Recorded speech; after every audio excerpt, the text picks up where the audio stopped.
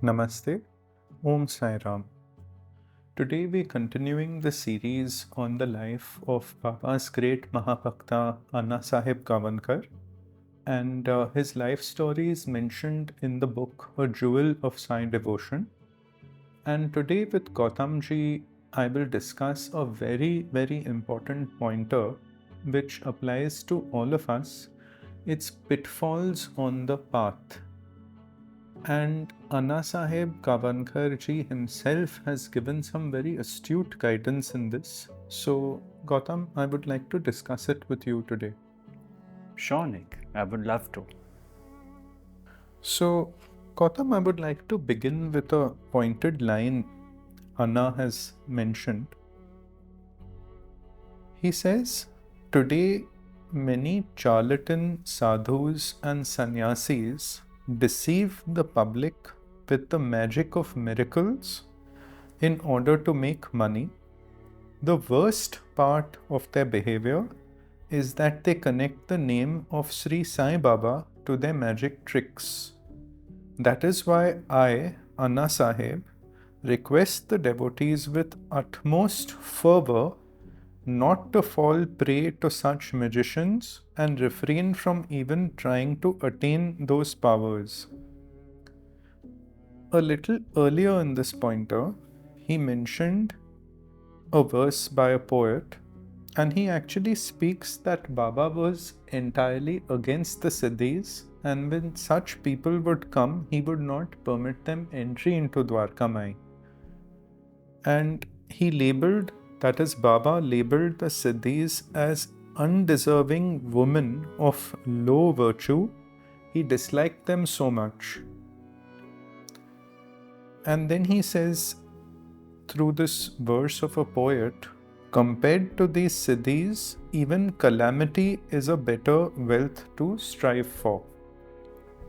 This is a very important point, but from two angles. One is, how does one get Siddhis? Does it happen spontaneously as a result of sadhana and my immersion in my Guru?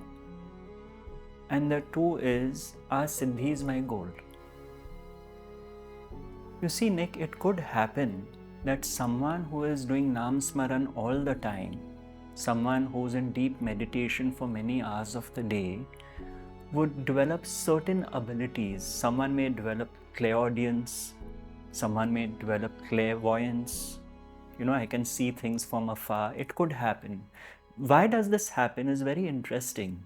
Because when my little me, myself, is getting dissolved and diminished, and God is in remembrance all the time, and my actions are not to harm others because I see the one self in all, then I lose my individuality, and then new layers of consciousness open up. So it could happen that when one is a true sadhak, a mahabhakt, Siddhis happen. Siddhis happen. They are not chasing Siddhis. Now, such a mahabhakt, such a sadhak has no need to display them already. He was not striving for them. He's not trying to impress anyone. You see? So we must understand first that it is possible that someone who's in total love with Baba, as a side effect, so to speak, could acquire a specific siddhi, depending on their prarabdha. We don't know. Now, what Annasaheb, not you, not me, Annasaheb is saying is, be careful of those in the name of Sai Baba who display siddhis. What is the intention behind displaying a siddhi? Look at me. I have these powers. The genuine acquirer of siddhis does not have that need.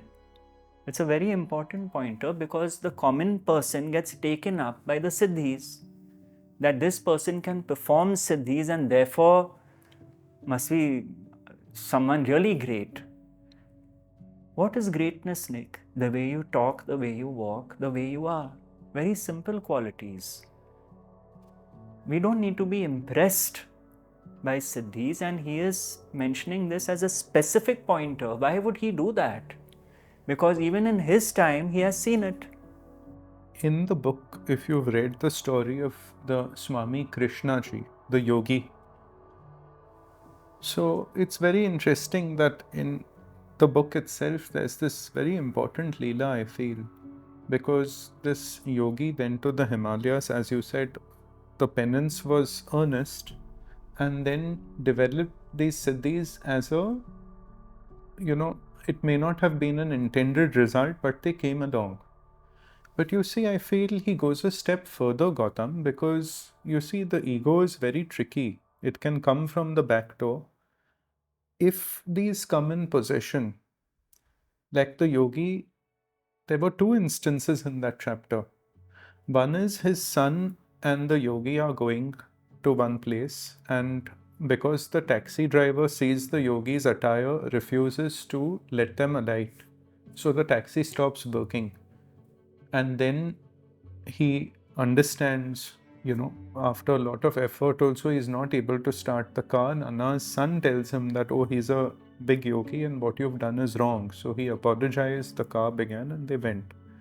And later in Shirdi itself, that same yogi goes to Sakori with the son and somebody else actually. And that man was afraid they're getting late. So he says, don't worry, he just holds his hand, and now they appear in Shirdi. And with great fervor, that man comes to Anna, oh, look at what happened. And Anna stopped him right in the tracks. He said, see, all these are not going to give you peace and love. Ultimately, it is love for God, bhakti. And all these things have to be left aside. Yes. And later, that very yogi, which I also feel is a very great quality of the yogi, to admit that I'm on the wrong track, because unless that admission is there's no scope. So after attaining all the powers, the yogi finally took to Anna as his guide and gave up all of that, which is a great commendable thing of the yogi as well. Yes. So I feel there's a lot in that story. There is, and you see, I read somewhere many years ago that acquiring siddhis is like karmic quicksand, because the ego feels elevated and is lost in that. I read Nisargadatta Maharaj in his period of awakening, which was about 3 years, acquired many siddhis, and his genuine love for people, he started helping them. Then his guru Siddharameshwar Maharaj said, don't do that. You are not here for that. So he stopped. And 2 people have told me that when Maharaj's daughter died, the wife said, do something. I'm in so much pain. He revived his daughter. And he asked her, do you really want to live? And she said, no, Papa, or whatever in Marathi it is. And she died. So it was not done for an outer display at that point, and his guru had forbidden him, and that was the end. Now let's take someone like Ramana Maharshi, where I have mentioned this incident before, that someone's child was cured. She just brought the child in the field of Bhagwan Maharshi and he was cured. And all the devotees said, oh, miracle, miracle. And he said, hold on. There was not even a sankalp to perform this miracle. Let me make it clear, because if I could heal this child, I could heal everyone who's sick, and I can't. Of course, I'm paraphrasing now. I'm giving the story. And Bhagwan Ramana Maharshi said the child got cured because he was brought into the Sannidhi, the field of presence, which did the curing, not me. The field of presence, the self, the being is what cured, because it was the destiny of that child to be cured. So, as I started by saying that an evolved soul, so to speak, may find that things happen in his environment without his intending it to happen. But as Annasaheb says, be very careful if in Sai Baba's name people are doing Chamatkaars just to pull you in through the Chamatkar. And it is a word of caution. And you see, we live in a era where it's even more prevalent. He has said this prior to 1985, and I use this term YouTube devotion. So in today's era, it's even more prevalent, and one has to be very vigilant about this. So recently, Gautam, there was a very nice, very beautiful book someone sent me, Scribblings of a Shirdi Sai Devotee.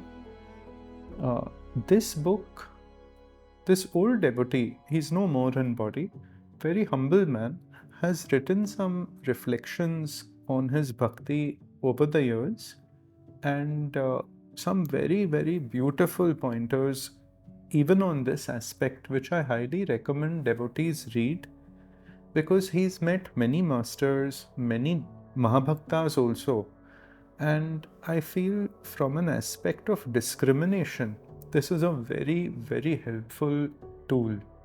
So since it's not in print, we archived the book and have formatted it for Kindle, and it's available as a free download on houseofsai.com. So I encourage devotees to download the file, and in any phone or e-reader they can read this book. Oh, lovely. So it's a very, in fact, I will share a copy with you as well. But it's not in print as well? No, because it went out of circulation, and there's a long story. This one copy came to us quite miraculously, and it has some very beautiful insights, very beautiful. So I cannot praise it enough, and it's there for all to download and read. Scribblings of a Shirdi Sai Devotee, very humble gentleman, and very beautiful, discriminating insights, I would say. Yes, and of course, I'm looking forward to reading this book. But I'd like to speak on this in the beginning of this pointer. Baba used to give all credit to his Guru. He would say only the Guru does everything. Without the Sadguru, you won't find the path.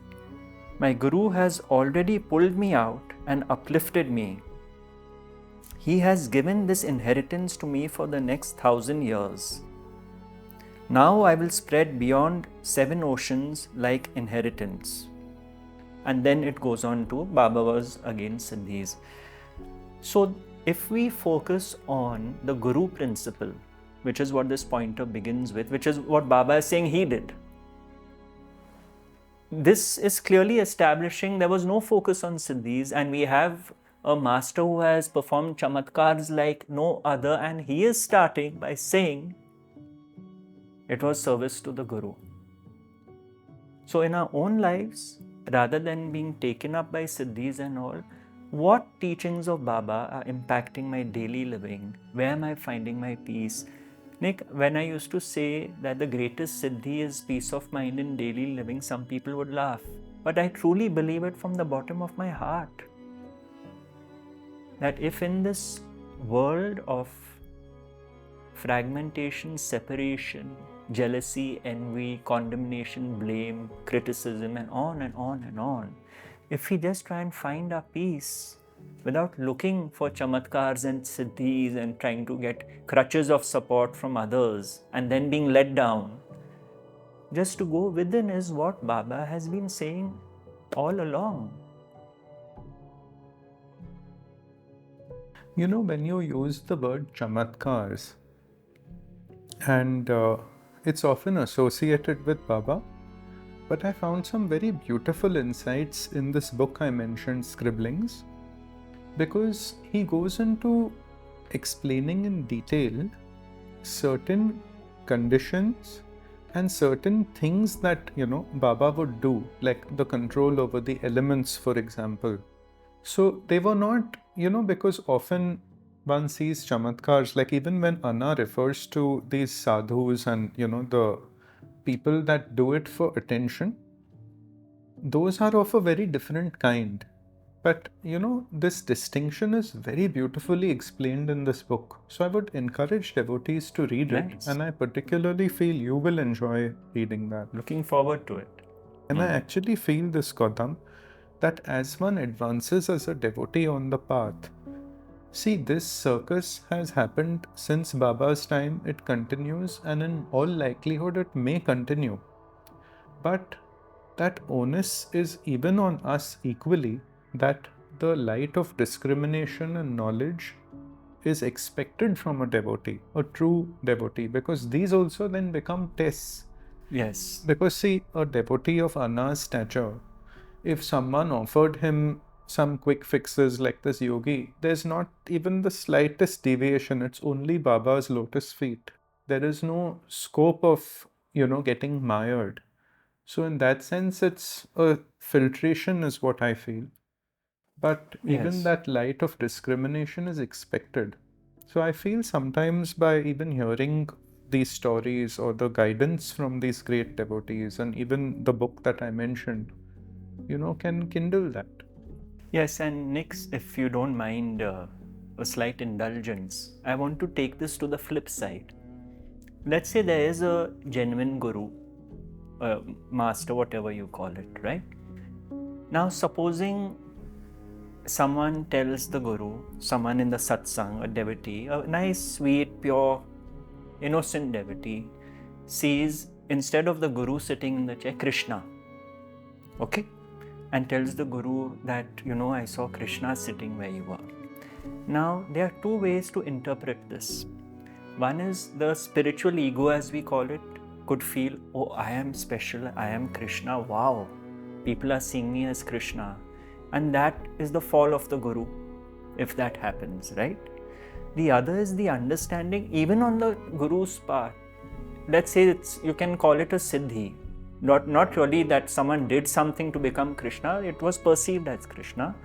The guru, the man of understanding, will understand that this person associates divinity with Lord Krishna as the preferred deity, and therefore the form of Krishna is projected over this form. So there's no question of pride emerging. In fact, there's humility which is going to come up. So the teacher, the master who has no interest in impressing the devotee and understands even this form is seen as Krishna, has nothing to do with me. You see? So what happens is sometimes people who are gifted, who are channels, who are genuine channels, the spiritual ego takes over. No, but this pointer of Anna's is very, very pertinent today. And I feel from a devotee's perspective, that responsibility is on oneself. True. Yes. And that discrimination also, one has to take that responsibility and cultivate it. Initially, you might come across so and so, but eventually, if your focus is on Baba, on what Baba wants to give you, and there's faith, then nothing can distract you at all. Shraddha and Saburi are the greatest Siddhis. Just strive for those. Once there was an astrological chart I had seen. So, you know how it's typically drawn. Yeah. So I said, I post this on Instagram. I said, if you have these two in your chart, that's the thing, the horoscope for moksha, Shraddha and Saburi. So an empty chart with these two, that's all. Yeah, really. That will come by His grace. Wonderful, Gautam.